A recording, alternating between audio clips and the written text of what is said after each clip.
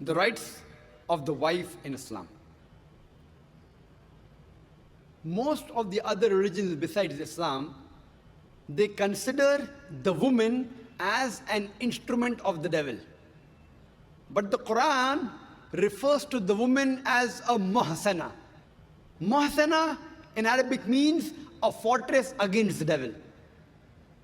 Because a pious woman who's on the straight path, she prevents the husband from deviating and going on the wrong track and keeps him on the Sirat al-Mustaqim.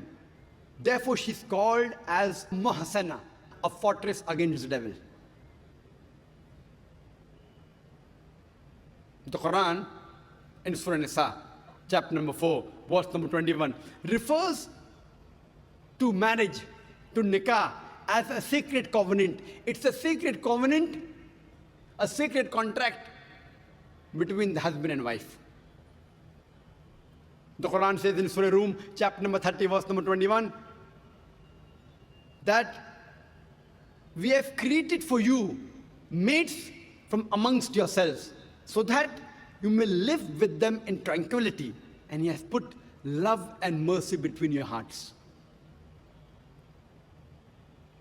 The beloved Prophet Muhammad Sallallahu Alaihi Wasallam, he said, it's mentioned in Sahih Bukhari, volume number 7, in the book of Nikah, chapter number 3, hadith number 5066. The beloved Prophet said, "O young people, whoever has the means to get married should get married." The beloved Prophet also said, there is no monasticism in Islam. And the Prophet said, anyone who marries, he completes half his deen. Once during question answer time, there was a person who asked me, that does it mean that if I marry twice, will I complete my full deen? What did the Prophet mean when he said that marriage completes half your deen? Marriage prevents you from promiscuity, from fornication, from homosexuality. Only if you marry do you have an opportunity to be a husband or a wife.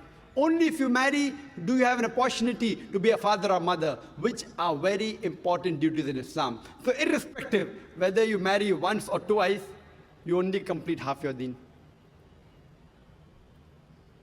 In Islam, for a marriage to solemnize, taking the permission of both would-be husband and wife, the man and the woman, is equally important. The Quran says in Surah Nisa, chapter number 4, verse number 19, do not inherit the woman against their wishes. There's a hadith which is mentioned in Sahih Bukhari, volume number 7, book of Nikah, chapter number 43, hadith number 5138. A lady by the name of Khansa bint Khadim al-Ansariya, she approached the Prophet and said that my father has married me to a person against my wishes. The Prophet, he nullified the marriage. There's another Sahih hadith which is mentioned in Ahmad ibn Hanbal, hadith number 2469, where a lady approaches the Prophet and says that my parents have forced me to marry a man against my wishes. And the Prophet said she has the option of either continuing the marriage or nullifying the marriage. There's a similar hadith mentioned in Ibn Majah, hadith number 1875. It's the same hadith. A woman approaches the Prophet and tells her that my parents have forced me to marry against my wishes. And the Prophet says, you can either continue the marriage or you can nullify the marriage. And the woman says, I continued the marriage, but I wanted the woman to know that the parents cannot force their daughters to marry someone who they don't like. The Quran says in Surah Baqarah, chapter number 2, verse number 228, that the women have rights similar to those against them on terms equitable, but the men have a degree of advantage. Based on this verse of the Quran, men and women are equal except in leadership. The Quran clearly says that the women have rights, those similar to them, on terms equitable, but the men have a degree of advantage. Now, many of the Muslims, they misunderstand this ending phrase that the men have a degree of advantage, and they think that men are superior. And they quote the verse of the Quran, "Ar-rijalu qawwamuna 'ala an-nisa," that the men are superior to the women. So Allah has said, the men have degree of advantage, the men are superior. What they're quoting is the verse of the Quran which was recited by a wonderful Qari from Surah Nisa, chapter number 4, verse number 34, which says, "Ar-rijalu qawwamuna 'ala an-nisa," that the men are the qawwam of the women. What is the meaning of the Arabic word qawwam? Qawwam comes from the root word aqama, which means to stand up for. How we have aqama before salah, we stand up for salah. So this Arabic word qawwam means the men have 1 degree of additional responsibility and 1 degree additional service towards the woman, not 1 degree of superiority to boss over the woman. And if you read the tafsir of Tabari, he says the Arabic word qawwam means 1 degree of additional responsibility.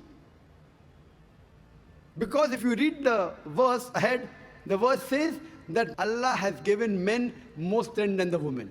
So because of that advantage, it's the duty of the men that they should take care of the woman, they should not boss over her.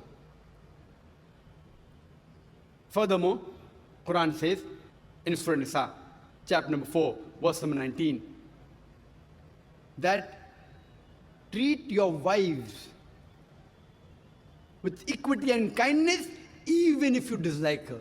Means even if you don't like your wife, yet treat her with love and compassion. And treat her kindly, even if you dislike her. Even if you dislike her, treat her with kindness and compassion. And in Islam, we do not consider calling the women as housewives. Housewives.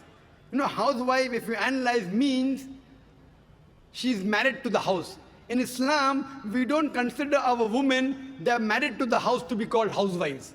You know, in English we have, what is their profession? Housewife. We in Islam prefer calling the women as homemakers, because they make the home, they build the home.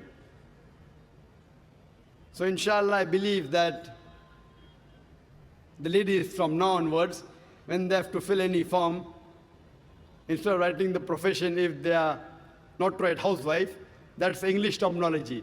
They are marrying you to your house. Prefer mentioning homemaker, because the woman builds the home, they make the home. And in Islam, a woman is not married to a master to be treated like a slave. She is married to an equal, and the role is that of partnership.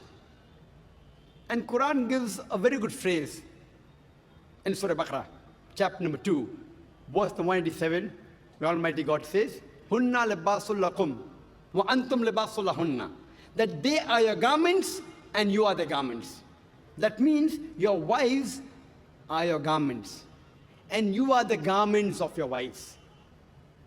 What is the role of garment? The role of the garments is to beautify, to conceal, to protect. The husband and wife, they conceal each other's faults. They beautify each other. They help each other. It is the role of hand and glove.